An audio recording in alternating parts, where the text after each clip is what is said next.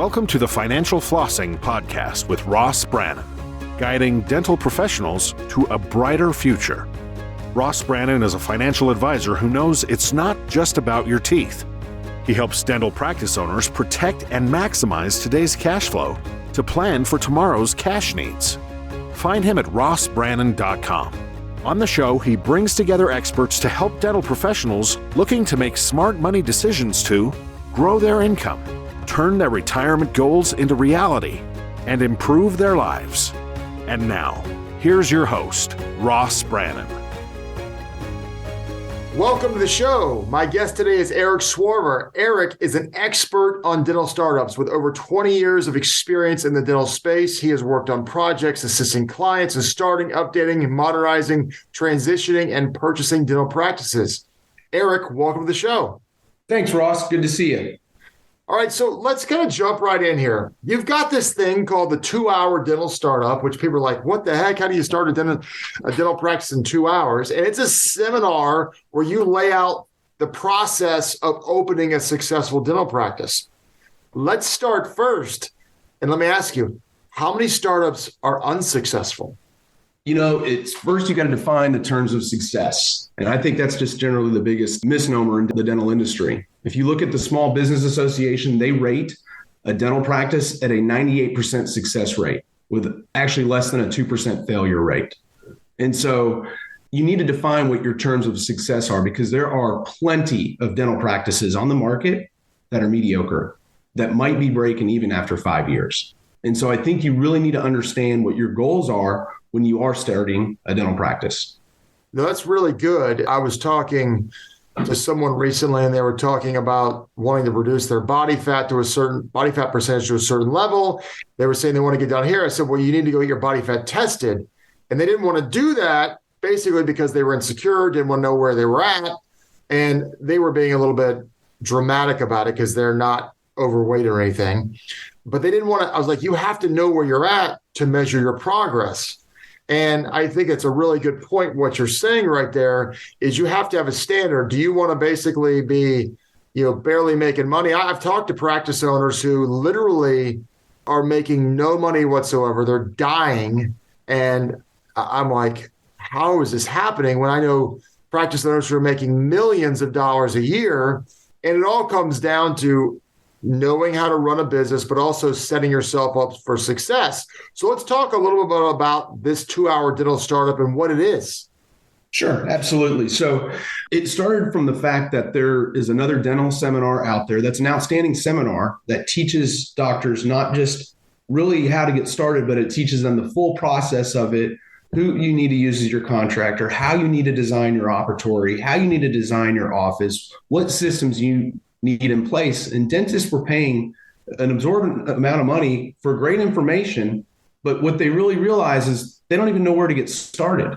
They don't understand the fact that they need to, do you need to get a loan first? Do you need to be talking to a real estate agent first? Do you need to have a design company first? Where do you get started? And so a lot of times when these doctors were presented to me, they didn't even have a letter from a financial institution pre-approving them for a loan. And so it makes it very difficult to go and talk to a landlord and put an LOI on a space when you're not even pre-approved from a bank. And so it just became this whole process of trial and error that I've seen over the years that I really wanted to get dentists on the right step of opening their own dental practice, become an entrepreneur. Well, and this is the thing I harp on so much is dental school teaches you nothing but clinical. Correct. I mean, you might have a couple people in there who give a 30-minute financial talk, but it's nothing. It's usually about investing, has nothing about running a business, nothing about risk management, nothing about lending or anything like that. And so, nothing about managing people. I've met dentists who own their own practice who want to sell because they hate managing people. Mm-hmm. It's like, well, you're in the wrong business. And so, this is really important to teach them practical real life lessons on how to get started. Because if you start on the wrong foot, you're behind the 8 ball. And sometimes digging yourself out of a hole is a lot harder, or many times it's a lot harder than just starting in the right direction. Would you agree? Absolutely. A lot of times dentists can make a poor decision on location, and it will take them 1 to 3 years just to catch up. If you put your dental office on the second floor in a strip center that doesn't have very good exposure and you're not willing to market your practice, it makes it more difficult than what that dental office does on the first floor. And you can do it, but it takes a few years to catch up. And so there's so many decisions that need to be made during this process. They're important decisions that will impact the business down the road. And so really just even going from a loan, my suggestion is in the very beginning is you need to get with a financial institution and start talking to them and seeing what it takes to open a dental practice. And they will actually give you a pre-approval letter. From there, it's important to talk to a real estate agency. And, I recommend a medical specific real estate agency. I don't mean your brother-in-law that has a real estate license and dabbles in commercial, but really does residential. You need to work with a real estate agency that really understands the market and really understands specifically dental. Now, that's important. And to your point a minute ago, it's like on location, I have a client who his dental rep said, hey, check out this area when he started his practice. Well, it was a little more rural. And because of that, there was no competition. And he's killing it. He's got friends in the city who are dying because there's like dental offices everywhere. And so, he doesn't have to market as much as others have to market. And it's a challenge. So what promoted you? I mean, what prompted you rather to really create this? I mean, you said there was another seminar that's a good seminar, but you said, was this a combination of like, well, they're missing a few things, or is this I can build a better mousetrap, or is like these are the things that I'm seeing people struggle with every day? Yeah, so it's funny. I was actually meeting with a client at a Starbucks, and we were having coffee at the Starbucks, and he had mentioned that he was going to start a dental practice, and that dental practice was going to be in a building directly across the street. And if you knew where I was on Custer Road in McKinney. I stood up and looked out this low arranged window, and all I saw was a dirt lot. It hadn't been graded. There hadn't been a foundation poured, nothing. And he said he was going to be ready in 8 weeks to accept equipment. And so I was with my associate, Richard, and to this day, he's like, dude, if you saw your face, like your jaw, you could not pick it up off the ground. Well, it's like the amount of lack of self-awareness by that dentist was hilarious. Almost zero self-awareness. And I go, are you talking about that dirt lot there? And he goes, yeah. I'm going to have, the space is going to be ready in 8 weeks for me. And I go, man, might be a year and 8 weeks, but definitely not 8 weeks. And sure enough, it took a year and a half for that building to be built. And at that moment, just going through this process with this specific dentist, and I see this process all the time. I had another client that missed an awesome opportunity for space because he didn't have a pre-approval letter from a financial institution saying he was ready to go. And so when I saw so many mistakes, I realized that they just need to know where to get started.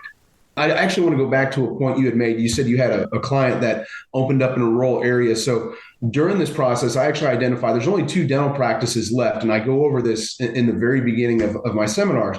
There is a community-based practice, which is in the rural area. Your overhead's lower, your land costs are lower, your labor rates are lower.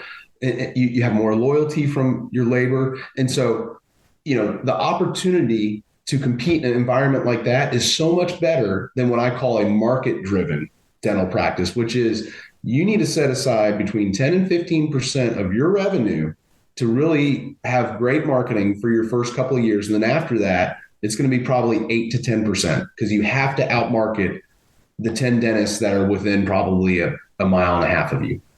So the question is where would you rather compete? Yeah, it's not even close. It's not even really close. It's, I know it may be sexy to be in downtown or be in the super populated suburban area, but when you've got 5 dentists within 3/4 of a mile, that just doesn't make sense. And so you got to be strategic and make a business decision. So besides location, which is huge, what are some other areas that really people don't think through when they're starting a dental practice? I think in my market, most startups actually utilize a dental realtor. However, as an aggregate across the country, I don't think most do. And in location is probably the most important part of the entire process. You have to be accessible. You don't truly have to be visible, but it's important to be visible. But accessibility I think actually outweighs visibility these days, because with online marketing, social media, as long as the building's accessible by the public, they can find you, and they can find you online, because that's where most patients are looking for their dentist these days. Yeah, that's interesting because, obviously you could go talk to any commercial guy and like, oh yeah, I can help you. Any commercial real estate agent. Well, he might focus on shopping centers, or he might focus on office leasing, or he might, like not dental office, but just office. Yep. Or he just might be a land guy, because there's so many niches in that. And you really need to deal with, a medical dental person in that regard. Let's talk a little bit about equipment. One of the things that I see is a lot of equipment guys will go and try to sell a big machine in December because it's a big deduction. And because if they're doing well, they need a deduction. And I'm all about getting a deduction, but sometimes these guys don't actually put the pencil to the paper. Like, what's my ROI on this machine? You don't want to spend $1 to save 37 cents. Even if it's a great machine, you have to be able to use it. How do you deal with those types of conversations with clients? And what do you recommend? Because I'm sure you see it all the time. People they sell something somebody doesn't need, or they buy something they don't need because they're all well-intentioned, and reality is a different story. So believe it or not, I spend about half the process of specifically a startup talking with dentists on what their needs and wants are. And every general dentist that comes to me in the very beginning goes, I need a cone beam. I want a cone beam. And through a discovery process, I always ask them, why? What do you plan on doing with this cone beam? Do you plan on taking a shot on every patient, or are you going to utilize it for specific procedures? And most dentists recognize that they're going to utilize it for endo, for any oral surgery, definitely implantology. And beyond that, they're not going to do a shot on every patient, which that's truly the way to utilize a cone beam on a startup. And so if that's not the answer I get, I actually spend more time talking them out of that investment in the startup process than I do talking them into it. So it's actually, it definitely goes against my pocketbook, but it's really what's in the best interest of the dentist, because, you're looking at a cone beam on the low end, $60,000. It's going to take a lot of implants to cover that $60,000. Right. And they're not going to do it their first year or second year. They're going to probably start that process by their third year. So what is something that most dentists are completely unaware of that they absolutely are missing when they go through this process? Obviously they've got the location squared away. They've got, they're not going to buy the cone beam, but what are they not thinking about that is really a big deal and they're missing the boat on? Oh, branding is one thing. I consistently see them that they look to get an icon. They want their logo. They want to come up with their practice name, but in their mind, that's their branding and that's it. And on a very low scale, you can arguably say that is branding, but they really need to sit down. And this is so, just soul searching, figure out who they are. They want to make sure that they're not presenting themselves as somebody as they're not, because if you're going to be in this business for any period of time, at some point, if you're not something, it's going to come to the surface. And so I think it's really important to figure out who you are and represent your practice based on who you are. And if you represent something that's not who you are, it will eventually show. And I see it time and time again. And realistically, right now within dentistry, there's a labor shortage and definitely some frictional labor issues. And a lot of times people are leaving one office to go to another office for $1 an hour. But if you have a charismatic dentist and they set the right tone in their practice, it's not going to just help the branding externally. It's going to convince people that work with you, go, I want to work with Dr. XYZ because he is literally the best fit for me. And so I think it's going to help internally as well. But it's hard to do. So I talk about this a lot. I talk about there's two spectrums, two opposite ends of the spectrum for dentists who own their own practice. And one of them is they own a job. It's a really good job. They make a good income, relative to the average American, but they own a job and they work, 3.5, 4 days a week. And then there's the dentist who is a business owner, or he's a business owner who happens to be a dentist, and they're making 7 figures, some of which, multiple 7 figures. Do you see that in your world when you're helping these guys start up? Can you tell right away, oh, this guy oh, he's going to be able to grow this thing, or well, they're going to do well, but they're probably not going to grow this thing big. In most cases, absolutely. Absolutely. I can think of 3 dentists off the top of my head in the last 5 years that had this very direct vision. I work with this pediatric dentist, and I'm not going to say his name, but he's an amazing person. And he taught karate in high school. And he came into contact with a pediatric dentist that said, hey, look, I think you should come work for me. I think you're great with kids, and I think you should come work for me. By the time he was a senior in high school, he knew he wanted to be a pediatric dentist. Wow. And he fulfilled that vision. And so he came to me during the startup process and he said, hey, look, this is what I want to do. I don't want to make $1 billion doing this, but I want to be the best in the area, and I want to provide the best service that I can provide.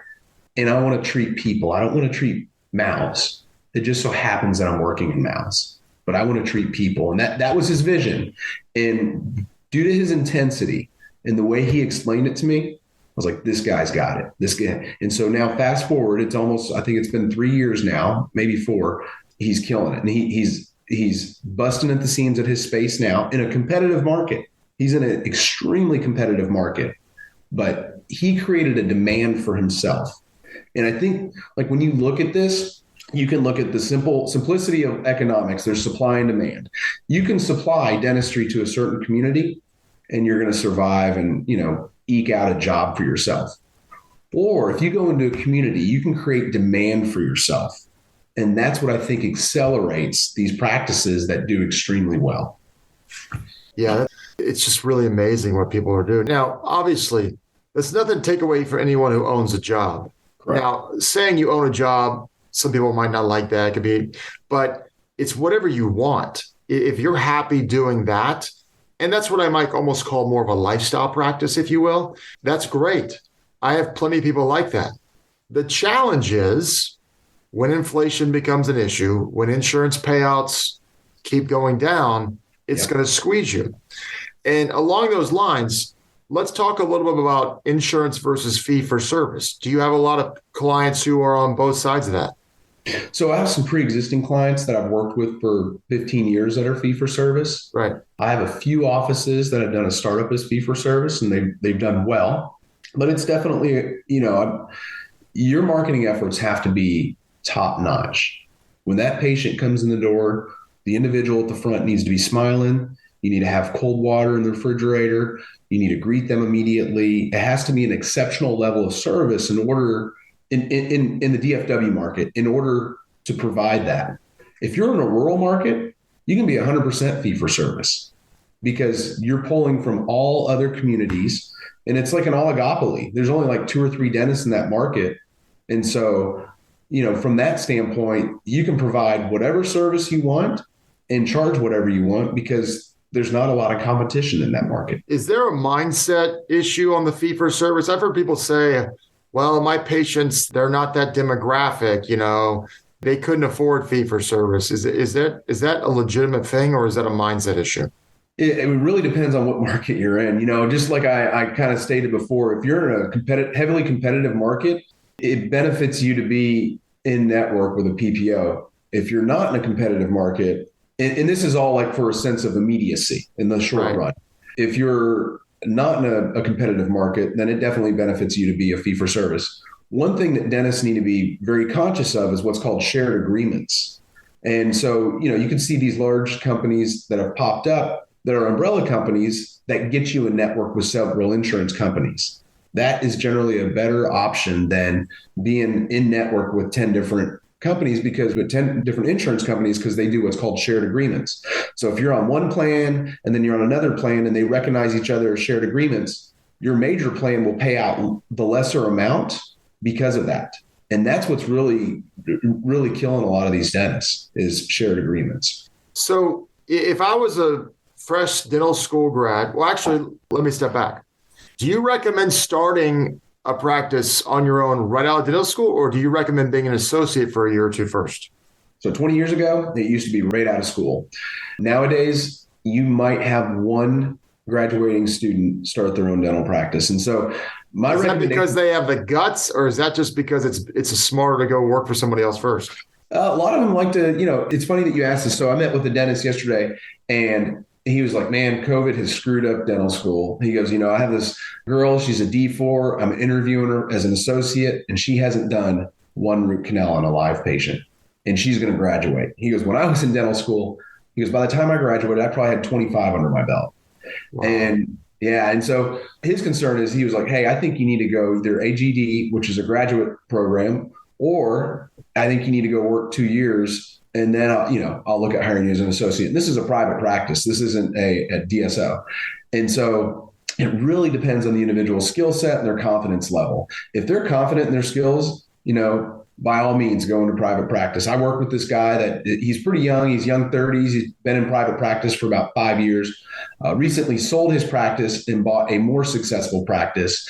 And, you would look at him and go, I can't believe that he's working in a practice that has 11 chairs and that produces what it produces. And his skill set's off the charts. You talk to anybody that graduated with him, they said he's probably clinically one of the best dentists. And he has a brilliant business mind. And so somebody like that, absolutely go open your practice year one. But if you don't have the skill set to do it clinically, I believe it is important to go and grind out, a few months, 6 months to a year to really improve your skill set.